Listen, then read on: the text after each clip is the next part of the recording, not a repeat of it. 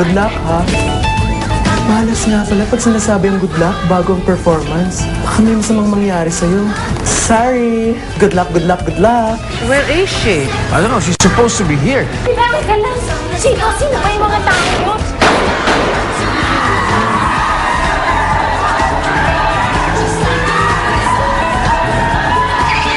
Pare, wala si Tonet dito. Pagka nagkamali ka lang. Ikaw talaga sadya ko eh. Bakit naman? Okay lang ba dito? Kasi baka may marinig lalaki sa lalaki sana. Lalaki sa lalaki. Alam ko sa likod ng malaki mong katawan at kahit na pinakitaan mo na hindi masyado maganda, na may mabait na tao dyan. Kaya sana, sa pag-alis ko, gusto sana ibilin si Tonet eh. Na huwag mo siya papabayaan.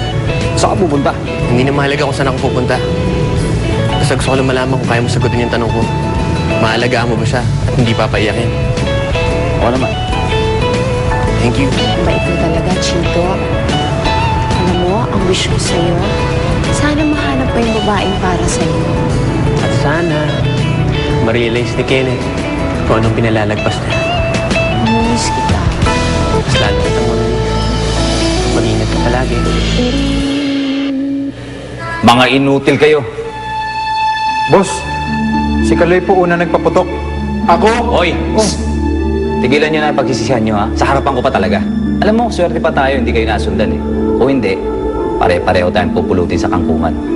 Tsaka nga pala, ano bang ginagawa niyo doon sa club ng mga bakla?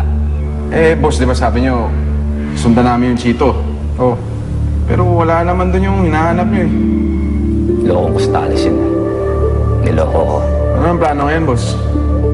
Oo nga, boss. Anong plano ngayon, boss? Well, I've talked to the police. For the meantime, sasara daw muna ang club. Well, habang sarado, it's all rest. Relax. Kalimutan natin ang nangyari kahapon. Let us all be happy! Tama! Let's all be happy and gay. Mabuhay si Mama Marita! Mabuhay ang club! Okay, okay. Relax and rest, okay? Kapagpag pa tayo. Oh, ano na? Okay lang, sayang, pare.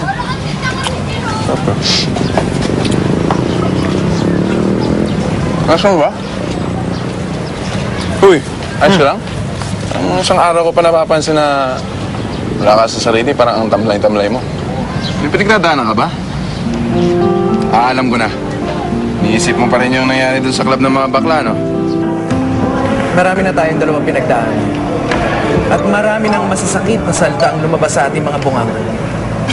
Actually, sa'yo lang. Let me finish. After the incident last night, marami akong na-realize. Maikli lang pala ang buhay. Reyna ako ng club life ngayon, pero tomorrow, pwede palang mawala ang lahat ng yun. Ay, marami pala. Pwede ba, Tonet? Makinig ka muna sa akin. Alam mo, Chong, ganyan talaga eh. Ano, ito yung pinili nating trabaho eh. Kailangan handa ka sa anumang pagsubok. Handa ka sa anumang laban. At higit sa lahat, handa kang ibuwis ang iyong buhay. Alang-alang sa bayan. Ay, kay Sunny Boy pala. What I'm trying to say is, and believe me, this is hard for me. What I want is for us to forgive and forget. Actually, vodka. Matagal naman na kitang pinatawad. Pinapatawad na kita sa lahat ng mga masasamang ginawa mo sa akin. Eh, It's not easy, but, you know, I'm getting there. And, Tonet, if this isn't too much to ask, gusto ko maging magkaibigan tayo. Hindi naman yun ang iniisip ko eh. Okay lang. Ano? Naalala ko lang yung dati kong bakla. Eh, yung dati kong hinututan, insan, atin-atin lang to ah. Para kasing namimiss ko na siya eh. Kamusta na kaya siya?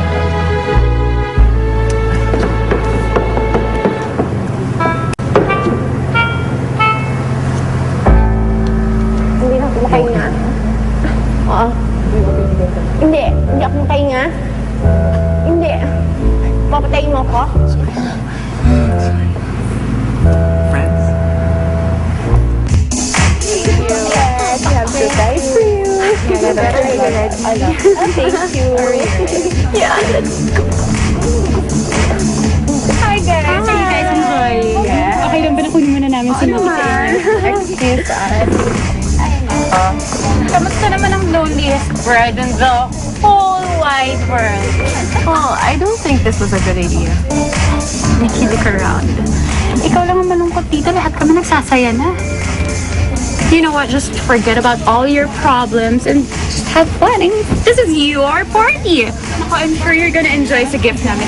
Dali mo na siya doon. Dali mo na siya doon. Everyone! Excuse me, everyone! Come here! Okay. So dumating na tayo sa part na ibibigay natin ang surprise natin for you. Are you guys excited? Are you guys ready?